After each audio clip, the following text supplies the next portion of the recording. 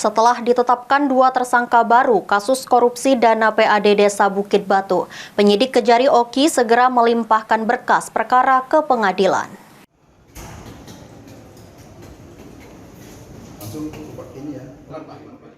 Tersangka kasus korupsi dana pendapatan asli daerah Desa Bukit Batu yang merugikan negara 9,6 miliar rupiah sudah menyeret 3 nama.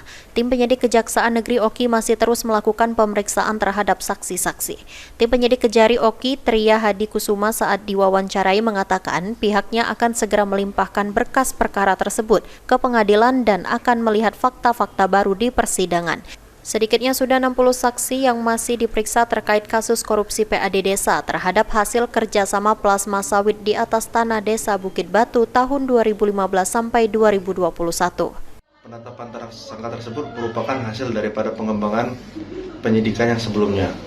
Adapun tersangka tersebut dilakukan penetapan sebagai tersangka karena mereka tidak melaksanakan tugas dan tanggung jawab mereka. Wah, mereka ini mempunyai tugas dan tanggung jawab seharusnya selaku Sekretaris Desa Bukit Batu dan Korup Rencana dan Keuangan. Namun dalam pelaksanaannya mereka tidak melaksanakan tugas dan tanggung jawab mereka tersebut, khususnya dalam hal pengawasan keuangan, pelaporan aset, dan evaluasi terkait dengan pelaksanaan aset desa yang telah dilakukan pengelolaan sebagai lahan plasma sawit seperti itu.